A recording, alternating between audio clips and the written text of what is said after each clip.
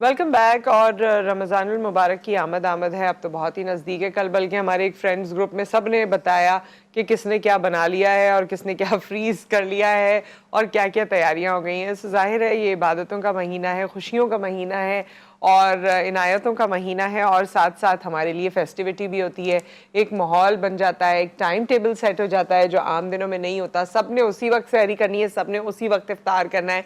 सो ये महीना जो है ना वो सबको क्लोज कर देता है। लेकिन इस महीने में हमारे गोल्स और एजेंडाज भी होते हैं कि जी हम वेट लॉस कर लेंगे। कोई सोचता है कि मेरी ये बीमारी है तो चलो इसका हम इंटरमिटेंट फास्टिंग भी एक तरह से हो रही है, फास्टिंग तो हो ही रही है तो वो वाला कॉन्सेप्ट भी पूरा हो जाएगा और भी बहुत सारी चीज़ें हो जाएंगी। लेकिन अनफॉर्चुनेटली जैसे ही हम रमज़ान मुबारक में कदम रखते हैं वैसे ही हमारे ये तमाम प्लान्स जो हैं चौपट हो जाते हैं। सो इस वक्त हमारे साथ मेहमान मौजूद हैं। फ़ायज़ा खान साहिबा हमारे साथ हैं, न्यूट्रिशनिस्ट हैं और वेलनेस एक्सपर्ट हैं। अस्सलाम वालेकुम। कैसी हैं आप? ठीक ठाक हैं? अल्लाह का शुक्र। और फ़ायज़ा आज हमें बताएंगी तो how to go about it. Ramzan में हमें करना क्या है, सहरी में क्या करना है, इफ्तार में क्या करना है, सो दैट आप एक्टिव भी रहें। जो लोग काम करते हैं उनको तो बहुत ज़्यादा ना कोई दिमागी फोबिया होता है कि मैं सहरी में पता नहीं क्या क्या खा लूँ ताकि पूरा दिन जो है ना मुझे मैं बेहोशी वाली हालत ना हो। और उसके अलावा कुछ लोग हैं जो चाहते हैं कि जी एक्टिव भी रहें, वेट लॉस भी हो। तो पहले तो इनके बारे में बता दीजिए। देखिए, रमज़ान वैसे तो अगर अगर प्रॉपर तरीके से हम रमज़ान के रोज़ों को फॉलो करें और एक हेल्दी नॉर्मल ईटिंग करें तो रमज़ान में ऑटोमेटिकली वेट लॉस होता है। यानी आपको कुछ करने की ज़रूरत नहीं है एज सच। लेकिन चूँकि हमारी हैबिट्स ऐसी हैं और कल्चरल इस तरह के खाने हैं कि हम वो बजाय रोज़ों की तरफ जाने के हम उसको ओवर कर देते हैं। यानी हमारी जो कैलोरी कंजम्पशन है वो डबल हो जाती है। ये है, बिल्कुल, ये फैक्ट बिल्कुल। है। अच्छा, ये हम ज्यादातर इफ्तार में करते हैं या सहरी जी। में भी कोई चीजें ऐसी करते हैं हम? देखिए, सहरी में तो वैसे सहरी को जो है ना बड़ा होलसम होना चाहिए और एक सब कुछ खाना आपको चाहिए। सब कुछ से मेरी मुराद है कि आप डेफिनेटली, हम जब न्यूट्रिशनिस्ट बात करते हैं तो हम कहते हैं कि जी आपके जो 3 मेन फूड ग्रुप्स हैं उसमें होने चाहिए। कार्बोहाइड्रेट हो, होल ग्रेन फॉर्म में हो, रोटी हो तो चक्की वाले आटे की हो, या पराठा भी हो तो वो भी चक्की वाले आटे का हो, घी में ना बना हुआ हो, ऑयल में बना हुआ हो, फिर साथ में कोई प्रोटीन हो, जैसे कि नॉर्मली होता है लोगों के घरों में कि कबाब होता है, कीमा होता है, अंडा होता है, या इस तरह की दाल होती है, इसी तरह की थिंग्स चीज लाइक होनी दैट। चाहिए। तो या साथ में दही आपने रख दिया, या आपने कोई दूध बेस्ड मिल्क बेस्ड कोई वो दे दिया। कोई कुछ लोग सेवइयाँ खा रहे होते हैं, बच्चों को आप दे सकते, मतलब बच्चे तो खैर उठ जाते हैं समटाइम्स सहरी में। तो सहरी में सब होना चाहिए। लेकिन ये कि उसमें मतलब मैं उसके अगेंस्ट हूँ कि अगर आप ये कहते हैं कि जी सहरी में कि बस मैं सिर्फ एक रस खा के रोज़ा रख लूँ या मैं कुछ भी ना खाऊं, दिस इज़ नॉट गुड। सहरी को होना चाहिए होलसम, लेकिन होल ग्रेन्स होने चाहिए, बहुत ज़्यादा रिफाइंड चीज़ें उसमें ना हो। अब जो ईटिंग आउट का भी बड़ा फैशन है सहरी पे। हाँ, अब तो सहरी इफ्तार दोनों बाहर हो रहे होते हैं। हाँ, तो वो तो फिर बड़ा अनहेल्दी हो जाता है, बिकॉज उसके अंदर आप देखें ना सारे हाई फैट फ्राइड आइटम्स, फिर रिफाइंड शुगर वाली चीज़ें, तो वो फिर आप देखें। अच्छा, जिन लोगों ने वेट लॉस करना है वो भी क्या यही रोटी और कीमा और अंडा और यही सब कुछ खाएं? बिल्कुल खाएं और उसको पोर्शन कंट्रोल कर लें। जैसे लेट्स सपोज आपने एक पराठा है तो आप हाफ पराठा ले लें, या एक रोटी है तो रोटी का पोर्शन आधा कर दें, हाफ रोटी ले लें आप, साथ में कीमा ले लें, दही ले लें।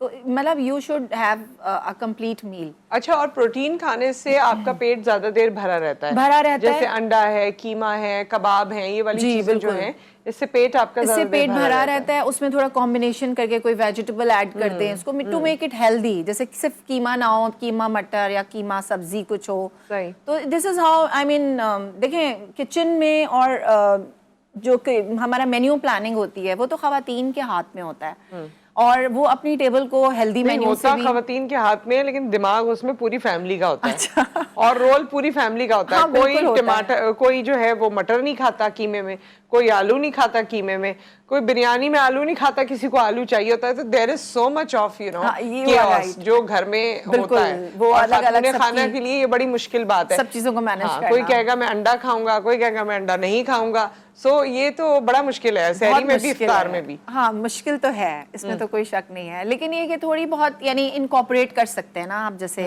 हेल्दी चीज़ों को, वेजिटेबल्स को, फ्रूट को, जैसे हम रफ्तार में नॉर्मली होता है। बेसिकली रिफाइंड चीज़ें ज़्यादा खाने का नुकसान ही होता है कि आप बहुत जल्दी जो है ना आपका वो शुगर लेवल डाउन हो जाता है। जितनी तेजी से वो अप होता है उसी तेजी से वो फिर डाउन भी हो जाता है। लेकिन जब आप होल ग्रेन्स लेते हैं तो वो स्लोली डाइजेस्ट होते हैं और थ्रू आउट द डे आपका दिन अच्छा गुजर जाता है। सही। तो और दूसरी बात है कि आप थोड़ा एक्टिव भी रहते हैं। जब आप बहुत फैटनिंग मील ले लेंगे, अगर बहुत ज़्यादा मतलब एक्सेसिव फैट अगर उसमें होगा या रिफाइंड शुगर्स होंगे, तो दिन में फिर आपको अपने आप को एक्टिव रखना बड़ा मुश्किल हो जाएगा। यानी रिफाइंड शुगर्स में ये जो ब्रेड वगैरह है, रिफाइंड शुगर्स में हाँ मैदे वाली चीजों का इस्तेमाल, ये फ्रोजन पराठे भी जो मिलते हैं फ्रोजन पराठे मैदे भी वाले हैं, होते हैं, बिल्कुल। तो ये सब अगर हम खाएंगे तो जब हम उठेंगे तो हमें लगेगा सब हजम हो चुका। हाँ एग्जैक्टली लगेगा ऐसा। लेकिन और ऑब्वियसली आपने खाया भी है, आपने फैट भी उसमें, क्योंकि देखें इसमें ट्रांस फैट भी बहुत होता है ना, जो ट्रांस फैट की अवेयरनेस अभी इतनी ज़्यादा लोगों में नहीं है। बट यहाँ मैं मेंशन करना चाहूँगी कि हमारा ट्रांस फैट का कंजम्पशन जो कि it's a kind of a killer kind of fat, सबसे वर्स्ट काइंड ऑफ फैट जो है वो ट्रांस फैट है, जो कि आर्टिफिशियली प्रोड्यूस होता है और जिसको हम कहते हैं मार्जरी, हार्ड वाला मार्जरी, नॉट सॉफ्ट वाला। और बेकरी प्रोडक्ट्स हैं जिसमें ये शॉर्टनिंग इस्तेमाल होती है जो हार्ड फैट होता है, तो वो बेसिकली हम आप देखें हर प्रोडक्ट में इस्तेमाल हो रहा है। वो आपको भूख तो लगाएगा लेकिन वो आपके बैक एंड पे अपना काम करता रहेगा, वो ऐसा काम आपका कर मोटापा भी क्रिएट करेगा। सेकेंडली वो इन्फ्लेमेशन कॉज करता है। इन्फ्लेमेशन जब होती है उससे आपकी ओबेसिटी बढ़ती है, आपकी ब्रेन डिजीजेस, आपका कैंसर कॉजिंग है। There are a lot of diseases जिसका लिंक ट्रांस फैट इनटेक से है, बट लोगों को इतनी अवेयरनेस नहीं है एंड इट्स वेरी अलार्मिंग। अभी मैं एक रिपोर्ट पढ़ रही थी जिसमें पाकिस्तान में भी, क्योंकि ट्रांस फैट के ऊपर काम हो रहा है, कुछ ऐसी रेगुलेशंस आ रही हैं जिससे ट्रांस फैट को बैन करने के लिए, या उसको, क्योंकि बेसिकली तो इंडस्ट्री में यूज हो रहा है ना, और लोग फिर वही प्रोडक्ट्स यूज करते हैं, तो उसको रोकने के लिए कुछ इकदाम किए जा रहे थे। तो उसमें देखा गया कि जो वर्ल्ड में जो उसका जो वो है कंजम्पशन है, इजिप्ट के बाद Pakistan is the on second number highest consumption of trans fat. Oh my God. और ट्रांस फैट वाकई हमारे यहाँ है, हमारे यहाँ बहुत सी चीजें अब तो वही है, फ्रोजन आइटम्स, फ्रोजन, और उसके अलावा भी जो घरों में भी खाने बन रहे हैं, घरों में जमी हुई चिकनाई, यानी घरों में माएँ बनाती हैं, बर्गर्स बनाती हैं, पास्ता और बाकी चीजें, उसमें सॉस वगैरह इतनी जो होती हैं, और बाकी चीज और न जाने क्या क्या। तो चीज तो चले, देखें जो नेचुरल सोर्स से, जो नेचुरल सोर्सेज से जो फैट है ना, उसमें भी ट्रांस फैट होता है नेचुरली अकरिंग। वो इतना नुकसानदेह नहीं होता और वो होता भी थोड़ी क्वांटिटी में जितना आपका आर्टिफिशियली प्रोड्यूस्ड होता है। इवन आपके जो निम्कोज हैं, जितनी फ्राइंग प्रोडक्ट्स, फ्राइड प्रोडक्ट्स मिल रही हैं, ये सब आप देखें घी वगैरह में फ्राइड होती हैं, तो अगेन उसमें ट्रांस फैट कंटेंट, जो खुला घी मिल रहा है, ये सब चीज़ों में ट्रांस फैट बहुत ज़्यादा है। और इसका देखें जो रेकमेंडेड इनटेक है ना, वो ये है कि लेस देन 1% होना चाहिए आपकी डाइट का फैट का, टोटल परसेंट जो है ना, लेस देन 1%। और हम कितना, अभी हमारे यहाँ के जो फिगर्स हैं एग्जैक्ट इतने हैं भी नहीं, बट 6% तक हम खा रहे हैं। हमारा जो इनटेक है वो अप टू 6% है, तो इट इज़ वेरी हाई। अच्छा, इफ्तार में क्या करने की जरूरत है और क्या ना करने की जरूरत है? वैसे तो ये सबको रिमाइंडर्स हर साल मिलते रहते हैं, लेकिन आप कोई नया रिमाइंडर है तो वो भी आप दे दीजिए। देखिए इफ्तार में जो है ना, सबसे इम्पोर्टेंट चीज़ ये है कि अपना, कुछ लोग खाना खाते हैं, कुछ लोग उसमें एडिशनल इफ्तार की चीज़ें रखते हैं, तो उसमें जो एक हमारी ड्रिंक्स होती हैं, जो शरबत का बहुत रिवाज है, तो शरबत को जो है ना कन्वर्ट करें फ्रेश फ्रूट ड्रिंक्स की तरफ। मैं ये नहीं कह रही कि आप प्योर जूस निकालें, वो भी, क्योंकि बहुत ज़्यादा प्योर जूस का इंटेक भी, इसकी भी एक लिमिट है ना कंजम्पशन। अगर आप ज़्यादा इंटेक करेंगे तो आपका यू विल गेन वेट, तो it's not healthy to consume more than half cup of juice in a day. तो उसके हिसाब से आप डाइल्यूट करके बना सकते हैं। आजकल बहुत सारे फ्रूट्स आ रहे हैं, स्ट्रॉबेरीज हैं, आपके मेलन है, there are a lot of kiwi है, बहुत सारे फ्रूट्स हैं जिससे आप फ्रूट ड्रिंक्स बना सकते हैं। आप लेमन मिंट फिज़ बना सकते हैं, वो जो ब्लेंड करके पुदीना एंड लेमन जूस एंड इस तरह ऑरेंजेस हैं, उसको डाइल्यूट करके ऑरेंज ऐड करके शेक्स बना सकते हैं, चीनी शेक बना सकते हैं, शुगर आप कम डाल दें या नहीं डालें, नहीं डालें, बड़े लोग नहीं डालें, बच्चों को या हम, और बल्कि अगर शेक्स में मैंने देखा है, अगर बनाना शेक भी है और खजूरें आप डाल देते हैं तो मीठा हो जाता है, उसको आपको जरूरत नहीं होती है उसमें शुगर ऐड करने की। तो ये बहुत हेल्दी सोर्सेज हैं। कोशिश करें कि मिल्क बेस्ड या योगर्ट बेस्ड एक ड्रिंक हो, और जो शरबत की बात है उसमें आप कोई फ्रूट को इनकॉर्पोरेट कर लें, क्योंकि देखिए हम ही लोग करेंगे ना, अब हम इतना रिफाइंड शुगर इनटेक, वो कह रहे हैं कितने अरब की जो है ना सिर्फ सॉफ्ट ड्रिंक्स पी जाती है हमारी कौम एक साल। Oh my God, seriously? आप देखें कि वो जो है बिल्कुल अरब की कई जी, अभी एक सेमिनार में मैं सुन रही थी, ऑलमोस्ट 5 अरब या कुछ इस तरह का फिगर था, exactly I don't remember, but it's a huge number. कि हम इतना जो ना कंजम्पशन करते हैं सॉफ्ट ड्रिंक्स 5 अरब हम बचा सकते हैं फ्रिजी ड्रिंक्स ना पी के। तो ये वाली चीजें ना इनका देखिए घर से ट्रेंड लेना आना पड़ता है। अगर आपके घर में पानी की जगह सॉफ्ट ड्रिंक यूज की जाती है या जूसेस के डब्बे आपके पानी की जगह इस्तेमाल होते हैं, और इफ यू आर लेकिन ना बड़ा अभी भी डिलेमा है, क्योंकि अभी भी अगर आपके घर दावत है या आप कहीं दावत पे जा रहे हैं और वो वाला खाना खा रहे हैं, तो एक्चुअली सब इस बात पे अभी अकस्टम नहीं हुए हैं कि आपने ड्रिंक नहीं पीनी, आपने पानी पीना है। अगर आप भी ये करते हैं ना अपने घर में या खुद अपनी फैमिली के लिए, तो जब मेहमान आए तो आप ये नहीं कर सकते, क्योंकि उसमें 2-4 लोग बोलेंगे नहीं मैं तो पीता हूँ या पीती हूँ, या मेरे तो बच्चे पीते हैं। मुझे तो उस पे बड़ी हैरत होती है, नहीं मेरे बच्चे तो जरूर पीते हैं। सो यू नो अब उसमें कोई क्या कह सकता है? बिकॉज़ मैं अगर कोई प्लान हो रहता है खाना तो मैं कहती हूँ अम्मी को कि कोल्ड ड्रिंक नहीं होगी, वो कहती है नहीं, देखो वो जो फैमिली आ रही है ना उनके वो लोग जरूर पीते हैं, और फिर जब होती है तो फिर हम भी पीते हैं। ऐसी मतलब कोई वो बात नहीं है कि हम बहुत ही ज्यादा। It's fine to have some drinks, लेकिन कुछ लोग हैबिचुअल पीते हैं, रोज पीते हैं, इवन रमजानों में पीते हैं, तो फिर आप कैसे कंट्रोल करेंगे वेट को? और देखिए ओबेसिटी इतनी बढ़ रही है नुसरत, अभी हम लोग इन चीज़ों पे इतना गौर नहीं करते, लेकिन जो हमारे जो किड्स हैं या जो एडोलेसेंट्स हैं, अभी आप पिछले 10 सालों में ओबेसिटी का जो परसेंटेज था ना वो डबल हो गया है, डबल अमंग एडोलेसेंट्स। अब जो लोग वेट गेन कर रहे हैं they are the ones who will be having diabetes and you know. एक ब्रेक आ गया, ब्रेक के बाद अगर आप, क्योंकि हमारे यहाँ हर वक्त कहा जाता है कि डाइट प्लान हो, तो कोई छोटा सा डाइट प्लान बता दें सहरी और इफ्तार का, ताकि अच्छा वेट लॉस हो सके, ईद पे आप अच्छे लग सकें, कुछ कंट्रोल कर सकें। और ये जो आपने टीनेज की बात की या एडोलेसेंस की बात की, तो उस वक्त भी आपको खास तौर पे किन चीज़ों को अवॉइड करना है या डाइट प्लान कौन सा फॉलो करना है स्टूडेंट्स को। सो ये हम दोनों चीज़ें आपसे शेयर करेंगे आफ्टर द ब्रेक।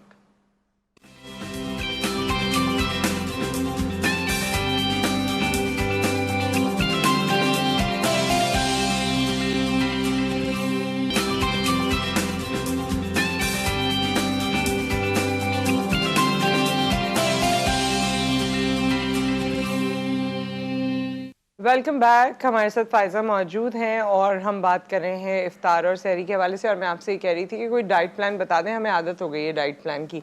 सो सहरी और इफ्तार का क्या डाइट प्लान होना चाहिए फॉर वेट लॉस, और अगर टीनेजर्स का अलग है तो अलग बता दें, साथ है तो साथ बता दें।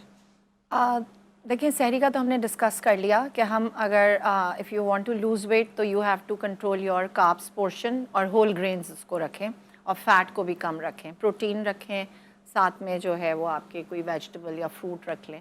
तो this is how you can manage. बाकी जो अफ्तार है उसमें try to keep it simple. अच्छा सबसे बेस्ट तो ये है कि होम बेस्ड खाना हो, जैसे आपका नॉर्मल रूटीन में होता है, लेकिन हम उसको बहुत ज़्यादा कुछ ज़्यादा ही ओवरलोडेड कर देते हैं, हर दिन पार्टी हो रही होती है। तो वो चीज़ को थोड़ा सा डिस्करेज करना चाहिए। हम अपनी फैमिली से ही कर सकते हैं।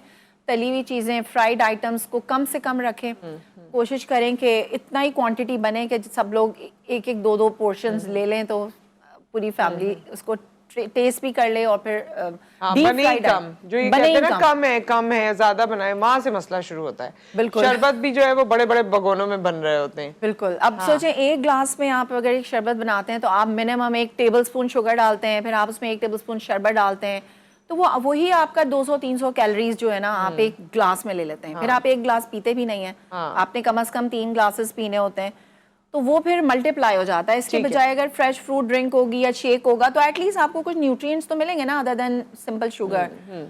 एक तो ये हो गया। दूसरा ये कि आप फ्रूट खाएं, फ्रूट पे बहुत ज्यादा शक्कर वगैरह ना डालें। और इसी तरह से चिकपीस है, चिकपी चाट है, चने की डिफरेंट वेराइटीज हैं, बीन्स की डिफरेंट टाइप्स हैं, these are all healthy options. इनको जरूर इंक्लूड करें। बेसन की दही फुल्की भी बहुत अच्छा ऑप्शन है, वो भी एक हेल्दी ऑप्शन है, वो उसको रख सकते हैं। तो यही सारी चीजें हैं। बाकी सिंपल खाना रखें, बहुत ज्यादा मुरगन ग़िज़ाएं नहीं, इससे भी वेट लॉस होगा अगर ये चीजें आप कर लें। और बिल्कुल। देखिए पोर्शन ही की बात आती है हर जगह जाके कि आप कितनी क्वांटिटी में क्या चीज कंज्यूम कर रहे हैं। Like if you are taking 1 or 2 pakoras तो इट्स फाइन, अदरवाइज अगर आप 6-7 पकौड़े और फिर साथ में समोसा भी होगा, फिर एक रोल भी होगा, फिर एक फ्राइड चिकन भी होगी, तो this will make you know. और फिर उसके बाद बाकी आइटम भी होंगे, फिर डिनर भी होगा, तो वो चीज फिर बहुत ओवर हो जाती है। सहरी होगी, फिर सहरी होगी उसके बाद सो जाएंगे और कोई वर्कआउट भी नहीं है, एक्सरसाइज भी नहीं कर रहे हैं। तो डेफिनेटली अगर आप over excess consumption of calories करेंगे इस तरह से, तो फिर वो हेल्थ बेनिफिट तो नहीं हासिल होगा जो रमज़ान के लिए से हम हासिल करना चाहते हैं। तो अगर आप नॉर्मल तरीके से अपने खाने में गैप दे रहे हैं, जैसे इंटरमिटेंट फास्टिंग भी यही होता है ना, आप अगर जब आप फास्टिंग के अलावा जो पीरियड होता है, ईटिंग जो विंडो होती है, उसमें you have to eat healthy. It's not like कि आप उसमें सारी जितनी आपने गैप दिया है वो सारी कैलोरीज। अच्छा, एक सवाल हमारे पास आया हुआ है कि प्लास्टिक के बर्तनों में जो हम चीजें स्टोर करते हैं उसके बारे में भी बता दें, और फिर उसमें अक्सर गर्म भी कर लेते हैं चीजें, वो भी बता दें, दोनों चीजें बताएं। देखिए सिंपल सी चीज़ यही है कि जो प्लास्टिक कंटेनर्स हैं वो जब हीट अप होते हैं, अगर आप चाहे माइक्रोवेव करें या वैसे करें, तो उसके अंदर से वो एक जो टॉक्सिक मटेरियल है वो आपके फूड में जो है ना लीच आउट हो जाता है। तो बेस्ट यही है कि उसको आप किसी शीशे के बर्तन में या किसी और बर्तन में निकाल के गर्म करें, और प्लास्टिक को थोड़ा अवॉइड ही करना चाहिए। दूसरा, आप जैसे हम बात कर रहे थे कि बहुत दफ़ा लेबल लिखा होता है कि it is safe for microwave, और तो ठीक है, लेकिन ये कि हमारे पास जो कोई रेगुलेशंस इतनी स्ट्रिक्ट नहीं फॉलो होती हैं कि हम कहें कि जो लेबल है वो एग्जैक्ट वही है जो कि लिखा हुआ है, तो it's better to avoid using plastic. Plastic के बर्तनों में खाना सेव करना, जैसे रात का सालन है और चीजें हम सेव करते हैं, वो ठीक है, और फ्रिज में जो हम रख देते हैं? देखिए वैसे तो ओवरऑल ना डिस्करेज ही किया जाता है कि आप बहुत ज़्यादा प्लास्टिक का यूज़ ना करें। बेटर ये है कि शीशे के बोल्स में या सिंपल उसमें ऐसे कंटेनर्स में रखें।